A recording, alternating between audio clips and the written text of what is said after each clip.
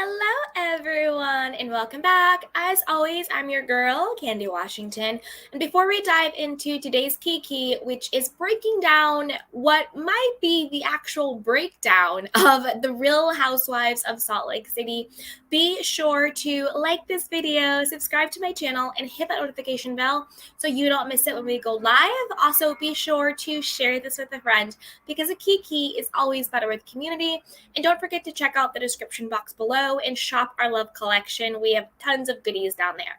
So with that, let's dive right on in.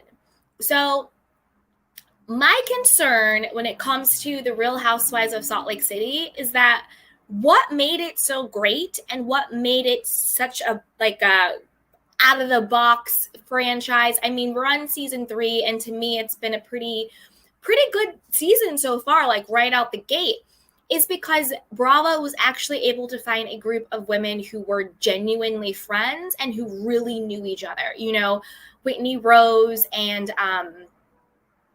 Heather Gay, they were, quote unquote cousins, maybe like third or fourth removed, whatever, but they've known each other their entire lives. We had Lisa Barlow and we had Meredith Marks, who had been friends for 10 years. So we had genuine friendships and real relationships, which is what I think really created such the dynamic that it has.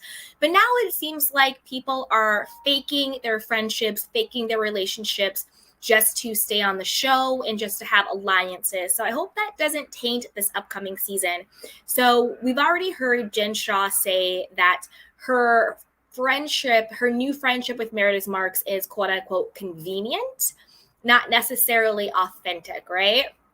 As we all know, Meredith Marks was gunning for Jen Shah last season, but then all of a sudden she wanted to be friends with her to go after Lisa Barlow. When Lisa Barlow became on the outs during her hot mic moment, we all know that she now has befriended Whitney Rose, and Whitney Rose and Heather Gay are now on the outs because Heather Gay is not supporting Whitney Rose and her childhood trauma experience that she's sharing with the group.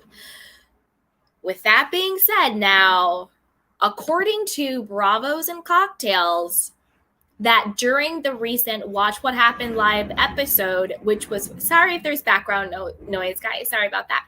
So according to Bravo and Cocktails, during the recent filming of a Watch What Happens Live with Whitney Rose and Lisa Barlow, apparently they are just fronting for the cameras. So this person said that I checked into the Gansevoort. It's a hotel Gansevoort. It's a hotel in New York City. Lisa Barlow and Whitney Rose checked in next to me. They did not speak. Lisa dressed to the nines. Whitney rolled up in her Gucci tracksuit and 2 matching bags. Again, this is from Bravos and Cocktails. So if on the show and if on Watch What Happens Live, you're fronting like you're BFFs, you're fronting like you have this newfound friendship, but behind the scenes, when you're caught out there, you're not even speaking to each other. That's a big deal. Again, sorry for the background noise. Again, that's a big deal. You know what I mean? It's like, I don't like it when they pretend to have friendships, but then behind the scenes, they're not actually friends, and it's more just of an alliance than a friendship. But we'll see. And then Lisa Barlow was also clapping back at some of Meredith Marks' claims. So this is from Reality Blurb. We'll read through it, and then we'll discuss. Okay, well, let's go. It says Lisa Barlow and Whitney Rose appeared alongside one another on Wednesday night's Watch What Happens Live following the premiere episode of the 3rd season of The Real Housewives of Salt Lake City. After Meredith Marks voiced a number of rumors against her on the show, including claims that she slept with people for money and has outstanding business debts, Lisa fired back at her former friend while also looking back at her hot mic moment, her encounter with Seth Marks, and her most recent interaction with former co-star Mary Cosby. It was ridiculous, Lisa said of Meredith's claims on September 28th episode of Watch What Happens Live. I think that one thing I want to clear up is that we do have an SEC filing on a company that's newer. It's not Vita Tequila as implied. It's another brand we own. And we actually I'm proud of the SEC filing. If you guys have questions, just DM me. Whitney also spoke of Meredith's allegations, saying that while she did not hear the Lisa having an affair, she heard of other rumors about Lisa that will be shared in a future episode. Side note, maybe that's why they're not speaking. Anyway, back to it. According to Lisa, who suggested Meredith was acting out against her in retaliation for her hot mic moment of season 2, she didn't apologize for her rant right away because she felt Meredith didn't want her to.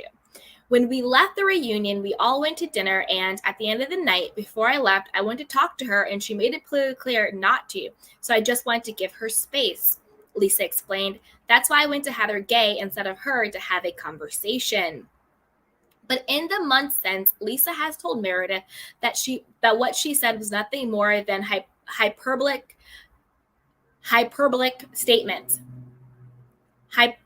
You guys know what I'm saying. If not, Google it. Sorry, guys. It's a long day. I have said it was all hyperbolic. Hyperbolic statements, you guys. I need some coffee. Yes, I had said it was all hyperbolic. It came from, which is hyperbole. Okay, anyway, it came from a place of hurt, not a place of hate. And I feel bad that she ever even heard that, Lisa admitted. As for where it came from, Lisa said Jen told her that Meredith effed half of New York. That came from Jen. She said it over and over and over again, Lisa alleged. In the van on the way to Zion, you can hear her say, "It's not my fault your best friend cheats." And then she said 10 boyfriends and 10 different lives. In moments of rage, she kept saying it. During Wednesday's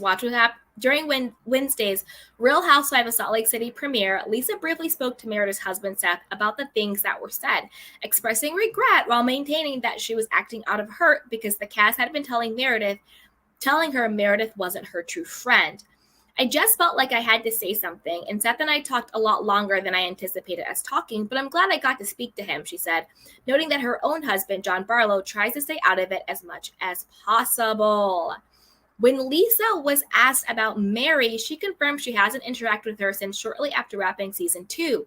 After we wrapped, Mary sent me a super nice text message, and I was driving, and I didn't read it fast enough, so she took it back, Lisa revealed. She literally said, "You didn't have to be such a mean girl." I'm like, I didn't even get a chance to read it. But because I took too long to respond, she thought it was a no response. I'm like, I can't text to drive, and I really can't read without my glasses. Also on Watch What Happens Live, Lisa was asked if she'd maintain relationship with Jen's husband, Sharif Coach Shaw, and if she's sent to prison for fraud claim, and her sons if she's sent to prison for fraud claims. I don't really know Jen's kids, but I think they're doing great things. And if I see Coach, I'll always be super nice to him. He's been great to me, Lisa replied. Whitney said she'd be there for Jen's kids if they ever needed anything. I thought she was going to fight to the end. I was really surprised she put that plea in, Lisa continued, of Jen changing her plea to guilty in July ahead of the pretrial hearing in New York. And since the plea was entered, Lisa hasn't heard from her co-star. Dun, dun, dun, dun. And there's more, you guys.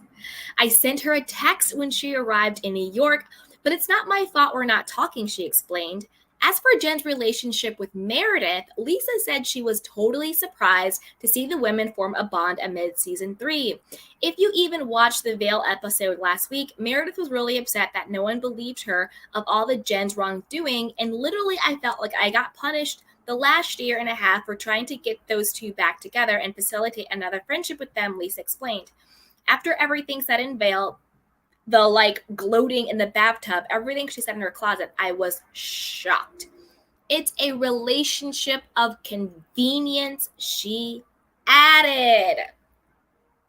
Okay, you guys, I know that was a lot, but here are a couple of things about that article and what was said. Number 1, Lisa's right. The person who brought the Meredith's cheating allegations to light on the show was Jen, but she did that season 1. Remember when Jen was mad at Meredith because she thought that Meredith was taking Mary's side over her, but the truth is Meredith had canceled their plans to hang out because Brooks was upset about Jen not wearing underwear. And so she told Whitney Rose about the cheating.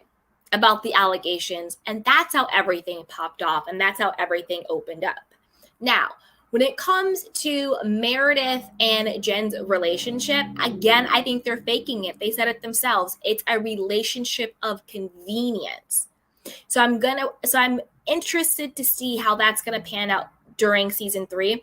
Allegedly, they're still being friends of convenience. They're still in touch even after the guilty plea. But now I'm wondering, is this whole Lisa Barlow and Whitney Rose friendship also out of just convenient, and are they just faking it? Because I do think that Lisa also kind of either co-signs or Whitney Rose either brings up or also co-signs other rumors, like the article said, about Lisa Barlow in the upcoming season and in the upcoming episodes. So I think that this season is going to be juicy. It's just, I hope that it doesn't get too contrived. I hope it doesn't turn into like a Real Housewives of Beverly Hills situation where the friendships are not friendships, they're just alliances, where everything is very scripted, everything is very premeditated. Because I think what made Salt Lake City so good was that these women really were friends. They really did have a history, and the problems that they were having were genuine. So I hope that this season doesn't devolve into, I need to be aligned with this person. This is a relationship of convenience. Let's all get together. Let's contrive the narratives. Let's write the scripts that we're going to say. Let's know. Because honestly, we already saw that in season 1. I'm doing the full recap, 2 o'clock West Coast time, 5 o'clock East Coast time. So join us for that. I'm going to do the full recap of the premiere. But we already saw that in the premiere episode, right, with the whole Meredith and Jen being in the hot tub. Like, that was so contrived. Everything they said was pre-planned. And it's just like, I just don't want this franchise to devolve into these fake and phony alliances and we see the work. I want that fresh, actual, as close to reality as possible situation. But I want to know what you guys think. Do you believe this, sort of blind item that was dropped in Bravos and Cocktails, that, Lisa and Whitney aren't even speaking to each other behind the scenes? Do you believe that Jen Shah's and Meredith friendship is one of convenience? What do you think about Mary's text, kind of popping off when Lisa did not respond quick enough? Do you miss Mary? Do you want her back on the scene? Or are we kind of tired of the people with, sort of legal problems being on the screen, but we still have to deal with Jen Shah? So I want to know what you guys think. Put it down in the description box below. But before you do that, be sure to like this video, subscribe to my channel, and hit that notification bell so you don't miss it when we go live. Also, be sure to share this with a friend, because a kiki is always better with community. And with that, you guys, I love you and take care. Bye. Welcome to Sugar Pills, a practical guide to self-care, where your host, writer, actor, and producer Candy Washington helps you live a more joyful life with a cheeky dash of pop culture news. Be sure to subscribe, leave a 5-star review, and join the conversation on Instagram @Candy Washington. Let's go!